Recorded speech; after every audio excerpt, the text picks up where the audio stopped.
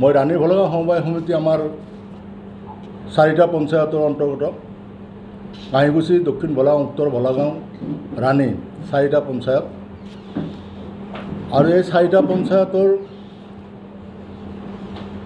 অন্তৰ্গত ৰাণী ভলগাঁও সমবায় সমিতি লিমিটেড আমি 2006 জুলাইত মই তেতিয়াৰ প্ৰয়াত সৰ্বানন্দ কলিতা ডাঙৰীয়া লগত ইলেকশ্যনত নিৰ্বাচনত জয়ী হৈ মই 2006 জুলাইত মই কাৰ্যভাৰ গ্ৰহণ কৰোঁ। আৰু তেতিয়াৰ পৰা মই সুদীৰ্ঘ 18 বছৰ মই তাত কাৰ্যভাৰ গ্ৰহণ কৰি আছোঁ। আৰু মই তাত 3বাৰ বিনা প্ৰতিদ্বন্দ্বিতাই তাত জয়ী হৈছোঁ ৰাইজৰ মৰমত। এতিয়া কথা হ'ল 2006 জুলাইৰ পিছত আগষ্টত মই তাত এটা ক্ষুদ্ৰ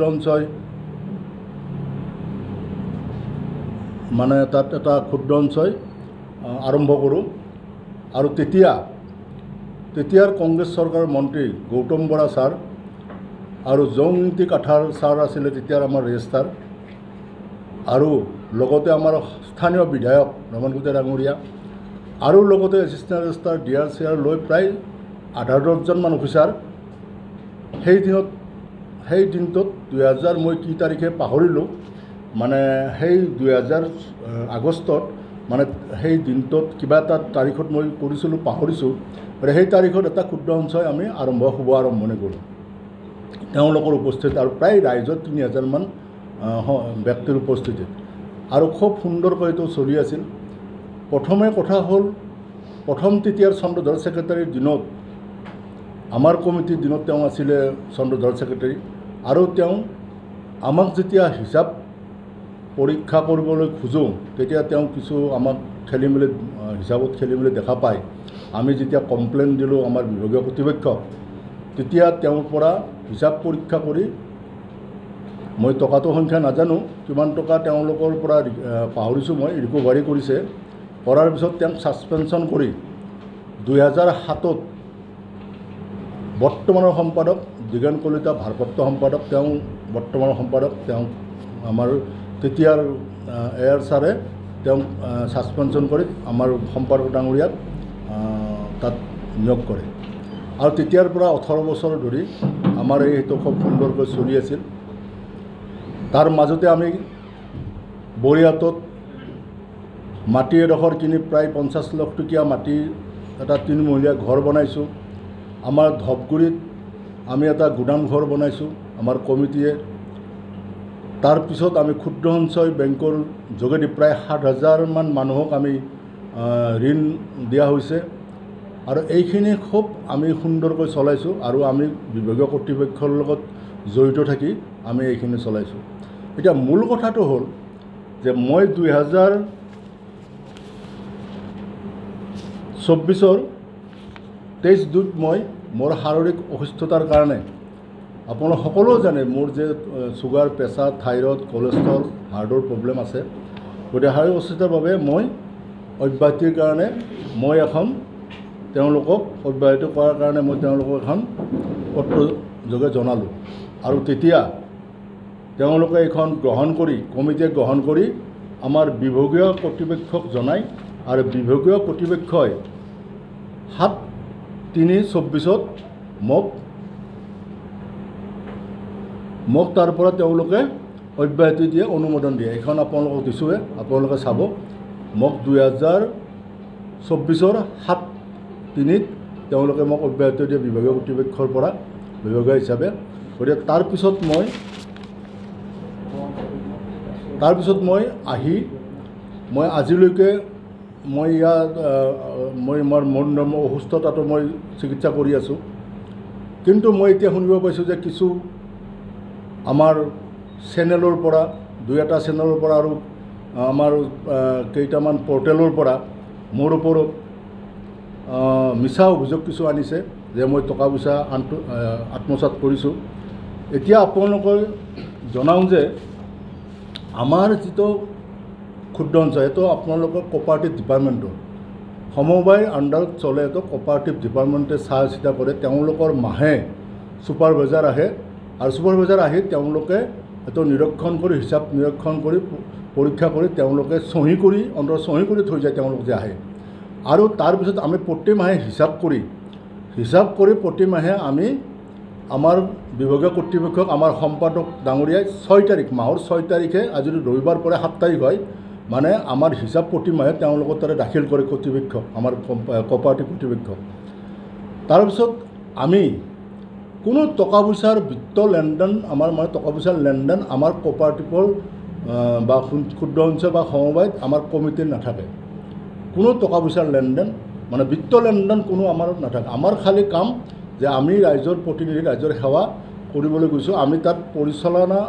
কৰিছোঁ এইটোৱে যে তেওঁলোকৰ যিখিনি হিচাপ থাকে আমাৰ সম্পাদক হওক বা ক্ষুদ্ৰ অঞ্চল সেই হিচাপখিনি আমি মাহত পৰীক্ষা কৰোঁ সেইখিনিয়ে আমাৰ কাম আমাৰ কিন্তু কোনো বিত্তীয় লেনদেন তাত নাথাকে এতিয়া দুই এটা চেনেল বা দুই এটা পৰ্টেলে কৈছে যে মই কোটি টকা আত্মসাৎ কৰিছোঁ এতিয়া মই আপোনালোকক কৈছোঁ যে আমি যেতিয়া 18 বছৰ তাত থাকিলোঁ 18 বছৰে আমি তাত 18 বছৰ তাত আমাৰ অডিট হয় আৰু গভৰ্ণমেণ্ট অডিটৰ আহি পেলাই তেওঁলোক দুজন অডিট দিয়ে অফিচাৰ দিয়ে তেওঁলোকে অডিট কৰি আহে এইটো আপোনালোকৰ জ্ঞাত তথ্য মই জনাব খুজিছোঁ লাষ্ট অডিট মই যেতিয়া 2024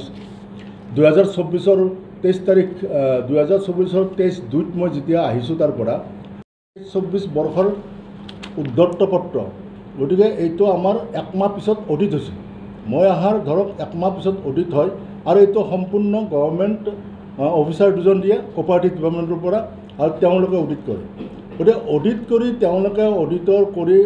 কৰি তেওঁলোকে সাধাৰণ সভাত প্লেচ কৰে আমাৰ যিখন সাধাৰণ সভা প্ৰতি বছৰে হয় সাধাৰণ সভাত এইখন প্লেচ কৰে আৰু তাত সাধাৰণ সভাই অনুমোদন জনালেহে এইখন পাছ হয় তো এইখন আপোনালোকৰ জ্ঞাত তথ্য জনাইছোঁ যে 2023-24 বৰ্ষৰ এই অডিট হেৰিখন সাধাৰণ সভাই পাছ কৰি পেলাই অনুমোদন জনাইছে লাষ্ট বছৰ 18 বছৰৰ লাষ্ট বছৰটো কৈছোঁ আৰু বাকীখিনিও যদি আপোনালোকে প্ৰতি বছৰৰ যিখিনি অডিট ৰিপৰ্ট নিশ্চয় আপোনালোকে সংবাদ মাধ্যম আপোনালোকে বিচাৰি নিশ্চয় সমবায় দিব গতিকে মই যিহেতু আজি সমবায়ত নাই আজি প্ৰায় 1.5 বছৰ হ'ল মই আজি তাৰ পৰা অহা গতিকে এতিয়া কথা হ'ল আমাৰ সমবায়ত এতিয়া মানে কিছু মই জানাত কিছু ব্যক্তিয়ে এতিয়া টকা পইচা পাৱাৰ কাৰণে মানে টকা পইচা পায় আমাৰ সমবায়ত কিন্তু মই এটা কথা আপোনালোকক মই কৈছোঁ যে মই যেতিয়ালৈকে 2024 7/2 থকালৈকে কোনোবা যদি এজন ব্যক্তি যদি তাত যদি পইচা পাব আছে আপোনালোকে যি কয় মই তাক গ্ৰহণ কৰিম মই থকালৈকে 2024 7/2 এজন ব্যক্তি যদি কোনোবা যদি আমাৰ ক্ষুদ্ৰ অঞ্চলত পইচা পাব থকা আছে বুলি কয় মই যি কয় আপোনালোকে মই গ্ৰহণ কৰিম আৰু তাৰপিছতো মই অহাৰ পিছতো 8-9 মাহ বেংকটো খুব সুন্দৰকৈ চলিছিলে তাৰপিছত বেংকৰ অৱস্থাটো দিনক দিনে বেয়া হৈছে মই জানিব পৰা মতে মই তেওঁলোকৰ মানে আমাৰ সংবাদকক মই ফোন কৰি সুধিছিলোঁ যে কি হৈছে যে বস্তুটো এনেকুৱা হৈছে যে আমাৰ সমবায়ে বোলে প্ৰায় 3 কোটিমান টকা পাব্লিকৰ তাত পাব আছে মই এইটো তেওঁৰ পৰা জানা কথা দেই মই কিন্তু এইটো হেৰি হিচাপে দিব নোৱাৰোঁ আৰু আমাৰ তাতে পাব্লিকে পাবা আছে 1,20 লাখ মান টকা অৰ্থাৎ 1,70-80 লাখ টকা এতিয়াও সমবায়ৰ প্ৰফিটত আছে কিন্তু সেইটো কিন্তু লোন যিটো আমি ঋণ দিয়া আছিল বা আমি অহাৰ পিছত যিটো ঋণ দিছিল সেই টকাখিনি এতিয়াও পাব্লিকত পাবা আছে তাৰে বোলে তেওঁলোকে সমবায়ে 80 লাখ টকা বাকী যায় কেছত দিছে আৰু বাকী টকাটো 3টা উকিলক কোৰ্টত কেছ দিছে আৰু বোলে কিবা লাখ টকা কোৰ্টত কেছ দিব বাকী আছে মই তেওঁলোকৰ পৰা জানা কথা সমবায়ৰ পৰা জানা কথা এইখিনি কৈছোঁ আৰু বাকী পাব্লিকে আমাৰ তাতে পায় 1 কোটি প্ৰায় 20-30 লাখ টকামান পায় আৰু এতিয়া মই এটাও জানিব পাইছোঁ যে বহুতকেইটা আমাৰ তাতে প্ৰায় 22-23টামান আছিলে মই থকা অৱস্থাত কালেক্টৰ মানে কালেকশ্যন কৰিছিলে এজেণ্টে গতিকে তেওঁলোকে মানে তেওঁলোকৰ তাতো বহুত বহি যিটো আমাৰ কালেক্টৰ তাত বহি থাকে যিটো কাষ্টমাৰ থাকে কাষ্টমাৰৰ বহিটো মানে পাব্লিকৰ বহিটো আমাৰ সমবায়ত জমা দিয়া নাই আৰু নেডাৰ পক্ষত তেওঁলোকে কিছু পইচা দিয়াও নাই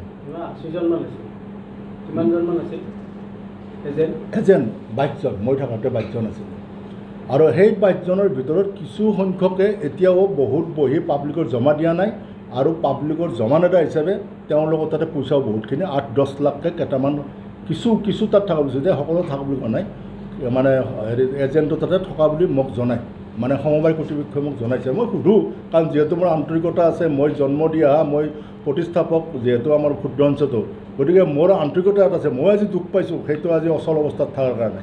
গতিকে মই এইটো তেওঁলোকক সোধোঁ মাজে মাজে, তেওঁলোকে কৈছে এইখিনি কথা মোক। এতিয়া মোৰ কথা হ'ল কি, আমি এতিয়া কমিটিয়ে আমি তাত ইমান সুন্দৰকৈ মই থকা দিনকেইটালৈকে ইমান সুন্দৰকৈ চলি আছে, এতিয়া মোৰ অপৰাধ ক'ত থাকে? মই থকা দিনলৈকে যদি কোনোবা এজনে পইচা পাব বাকী আছে, মোক তেওঁলোকে যি কয় ৰাস্তাৰ ওপৰত যি কয় তেওঁলোকক মই সমাজৰ মাজত যি কয় মই তাকে শুনাৰ কাৰণে মই প্ৰস্তুত আছোঁ। কিন্তু যিটো আজি আমাৰ সাংবাদিক 2-4জন বন্ধু যিটো এটা হেৰি দিছে যে মিছা এটা অপযোগ দিছে যে তেওঁ ইমান টকা কোটি টকা আত্মসাৎ কৰিছে। আমি যিজন ব্যক্তি আমি তাত লাৰিব নাপাম পইচা, আমাৰ তাত লেনদেন নহয়, সম্পূৰ্ণ বস্তুত আমাৰ ক্ষুদ্ৰ অঞ্চলৰ মেনেজাৰ আৰু ছেক্ৰেটাৰী তেওঁলোকৰ দায়িত্বত থাকে। এই বস্তুটো হিচাপ নিকাচ সম্পূৰ্ণ তেওঁলোকৰ দায়িত্বত থাকে।